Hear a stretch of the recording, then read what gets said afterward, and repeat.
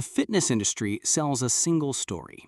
Pain is gain. More hours in the gym, more restrictive diets, more suffering.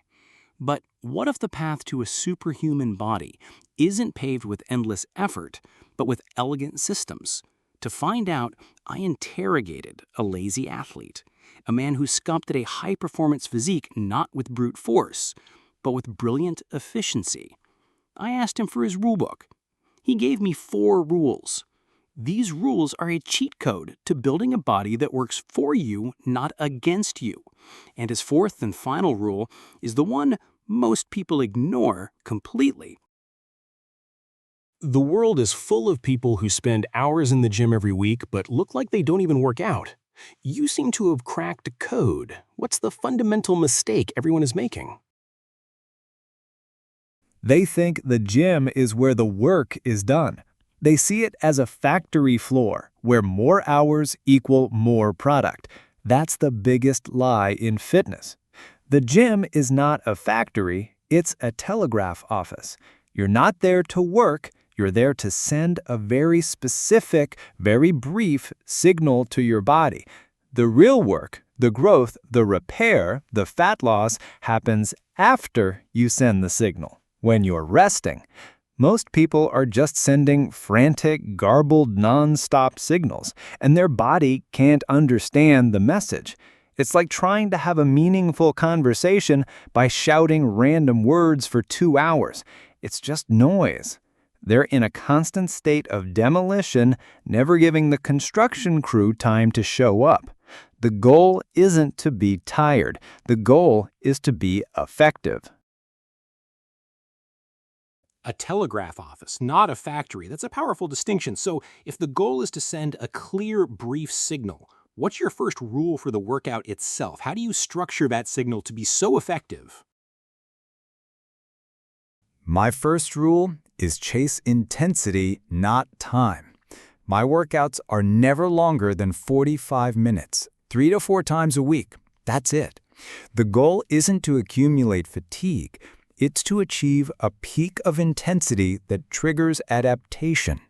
I focus on compound movements, squats, deadlifts, pull-ups, overhead presses, because they are the most efficient signalers. They recruit the most muscle in the shortest time. Think of it like starting a fire. You don't get a fire by holding a lukewarm match to a log for an hour. You need a short, intense burst of heat from a proper strike. My workout is that strike. I push to near failure on a few key lifts, send the powerful signal for growth, and then I get out.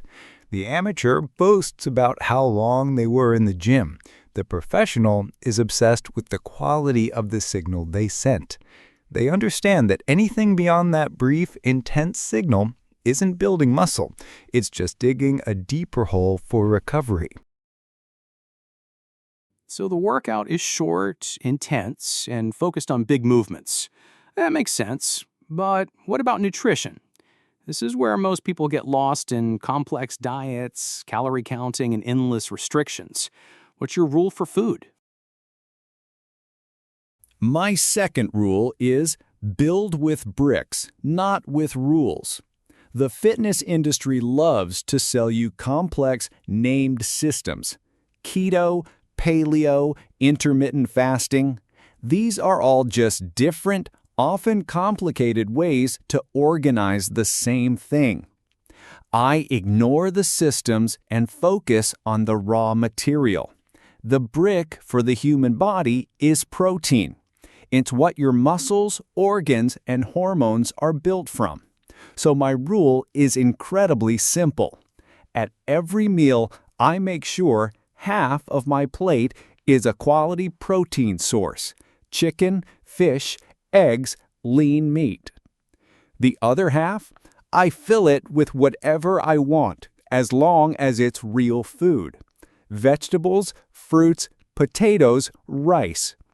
By focusing on getting the bricks first, I automatically crowd out the junk, stay full, and give my body exactly what it needs to rebuild.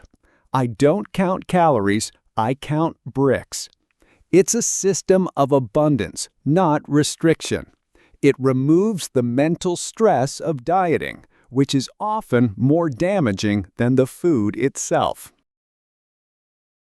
That simplifies nutrition dramatically.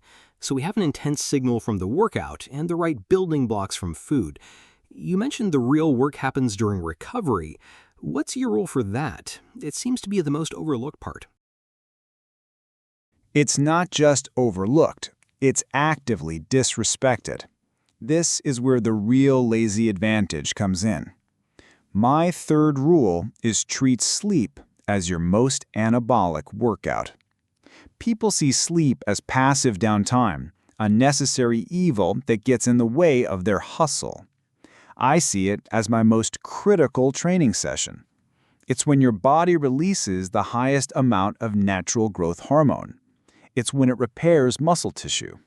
It's when it solidifies motor learning. You can have the perfect workout and the perfect diet, but if you have poor sleep, it's like sending a construction crew the blueprints and the materials, but only giving them 3 hours to build the house with the lights flickering. It won't work. My rule isn't just about getting 8 hours, it's about having a sacred shutdown hour. 1 hour before bed, all screens go off. The phone is plugged in across the room. The lights are dimmed. I read a physical book. I signal to my brain that the day is over. This ritual makes the sleep I do get twice as effective. I don't just sleep, I manage my sleep. It's the highest leverage activity for physical and mental performance. A shutdown hour. That's a powerful, actionable idea. Okay, so we have training, nutrition, and sleep. This sounds like a complete system. What's the fourth and final rule? The one you said most people ignore because it seems too simple. The fourth rule is the secret glue that holds it all together. It's my lazy cardio. Walk everywhere slowly. While everyone else is pounding the treadmill for an hour, chasing a calorie number, my primary form of cardio is a slow 30-minute walk every single day. It sounds too simple to be effective, which is precisely why it's a cheat code. A slow walk is a biological reset button. It lowers cortisol, the stress hormone that stores fat and breaks down muscle. It improves insulin sensitivity, so the food you eat is used as fuel, not stored as fat. It burns calories almost purely from fat stores without making you hungry, unlike intense cardio, which can spike your appetite.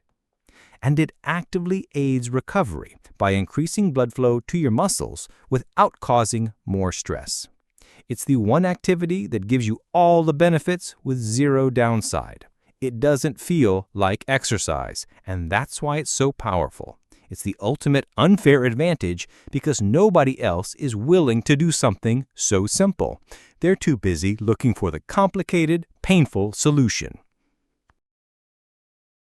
You've just been given the cheat codes to building a superhuman body. If you want to get the next interrogation delivered directly to you, subscribe and turn on notifications. That's your next unfair advantage. And if this dialogue helped you, like the video so the algorithm knows to share this knowledge with others.